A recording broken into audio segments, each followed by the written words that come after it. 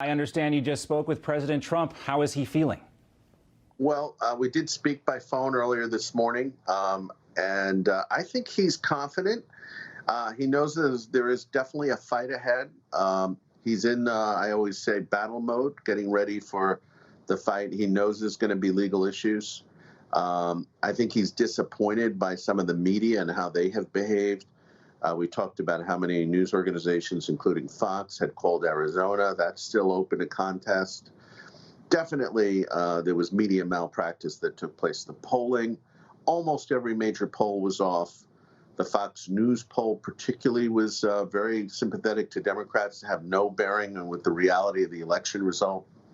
So, but the president, I would say, is very determined, John. He's resolute, and he's very concerned they're going to steal this election. I think he's justified in thinking that. Well, based on what we saw from Pennsylvania, what we're seeing play out right now in Pennsylvania, some of the other concerns about Nevada, too, I don't think he's the only one concerned about the Democrats stealing the election. One of the things we talked about constantly last night, Chris, after, as things were winding down with Mark Halperin and Sean Spicer, was the need for President Trump to look like a president now and not looking like a candidate, being resolute, head down, focused on the mission ahead, making sure that not only from a political standpoint he looks like he's winning this thing, but also from the legal standpoint. And from what I'm hearing from you in that phone call, he is committed to doing just that. Well, he's definitely committed to putting his legal team together. I can tell you without revealing anything in the conversation. This is a man, he's done a good job as president. The polling data, every poll, even the bad ones that had Biden winning, every one of these battleground states, they all said that the president handled the economy the best. I'm told in the exit polls the president won that question hands down. I think people basically think he was doing a good job. And if you look at some of the polling, it's very uneven, I would say, around the country, some of these results. And it suggests that maybe local media and other factors played a role in why the president was losing some of these states. Things like the Trafalgar poll, Chris, this is something that you pointed us to a long time ago. There was an interesting article in the New York Times this week focusing on Robert Cahaly, someone who's featured a lot here on this network, and the different approach he takes to polling in this country in the environment we're in today. And basically what he does is he assumes people are lying to him. And that's kind of his secret sauce for being more accurate than these other polls. And when you look at some of the other polls that just did so poorly, you mentioned the Fox News poll. There was the Quinnipiac polls that were so wrong throughout the entire process. Frank Luntz said the entire polling industry may be done as a whole. Is that how you see it? Well, let's go through the numbers. The exit poll showed that 38% of respondents or voters were Democrats, 34%, Republicans, the rest independents. So that was a 4% swing or advantage for the Democrats. If you look at like the Fox News poll or the Quinnipiac poll or all these New York Times poll, they usually have an 8 to 12 point advantage, doubling or tripling the number of Democrats in their poll. Cahaly, I think, gives a much better balance on that. And the other thing he does is he asks voters who they're voting for, and then he says, who do you think your neighbors are voting for? And he thinks that's the way of really detecting their honest answer. If they think all their neighbors are voting for Trump, there's a good chance they may be. It's interesting about Cahaly. He was the the Trafalgar poll, that is, Robert Cahaly. He was the most accurate poll in 2016. Got very little press attention until Newsmax started airing him. And I remember once chatting about the president. I told him we had this fellow, Robert Cahaly, on, and he was one of the best pollsters. And he said to me, why do you think he's not on more media? I said, he's not on more media because he's giving accurate polls that reflect very well on you. And they don't want him on.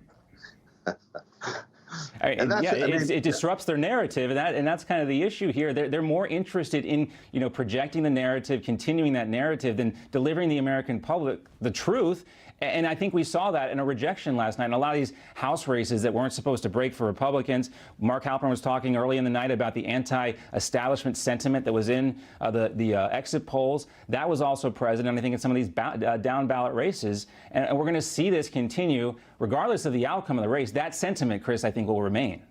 I was on the phone today with a famous BBC anchor and journalist, Andrew Neil. He's a friend of mine, and he was saying, what is going on with the American media? First of all, the polls were off about 10 points, many of these polls. So that is like a red flag. In Britain, when they had the Brexit polls, they were off 2 or 3 points. Okay.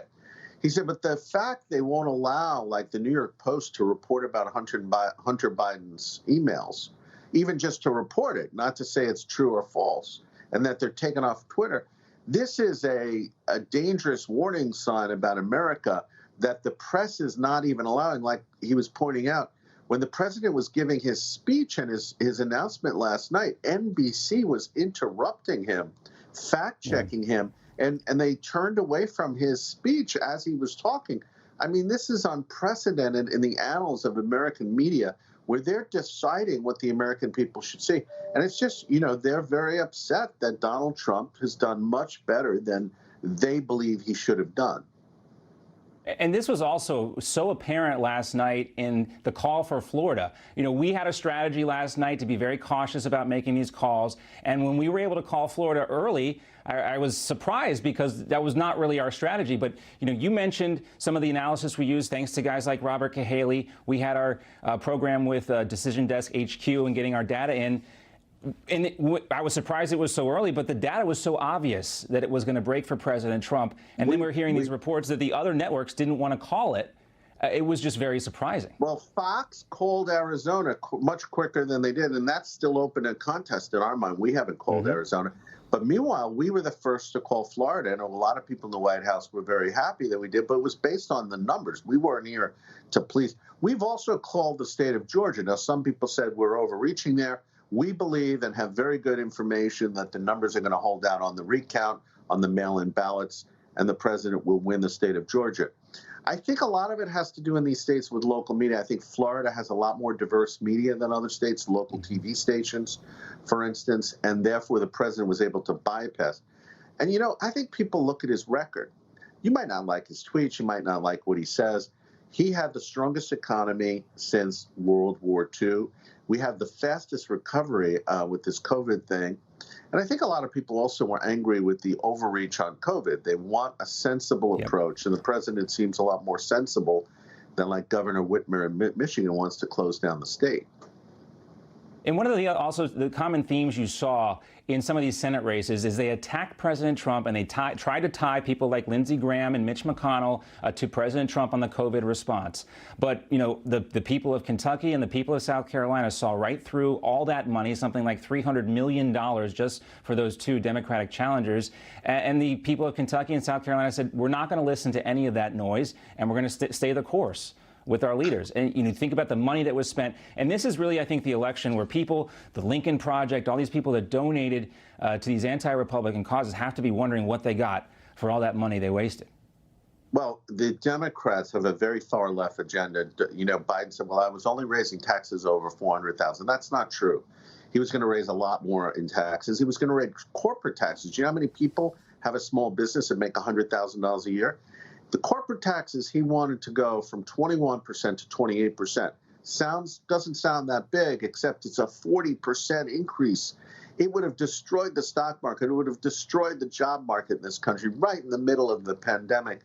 And I think that also people reject a lot of the social engineering, the gender stuff the gender ID politics, Black Lives Matter, the riots.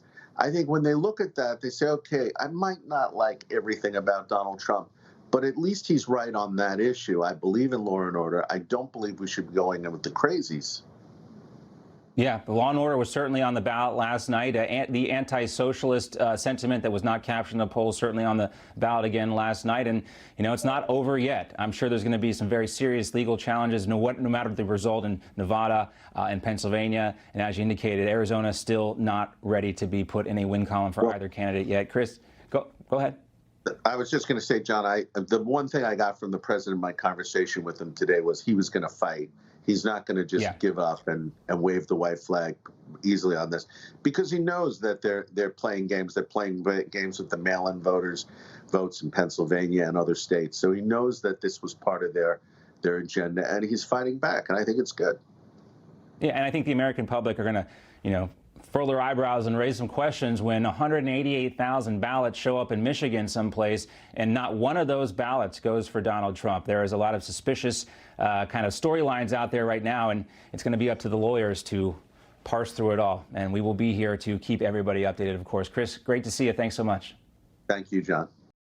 Newsmax TV is now America's fastest growing cable news channel. We give you the real news you need. So subscribe to our YouTube channel and give us a thumbs up. If you like this video, share it with your friends. Newsmax TV streams live on YouTube for free. Newsmax TV, real news for real people.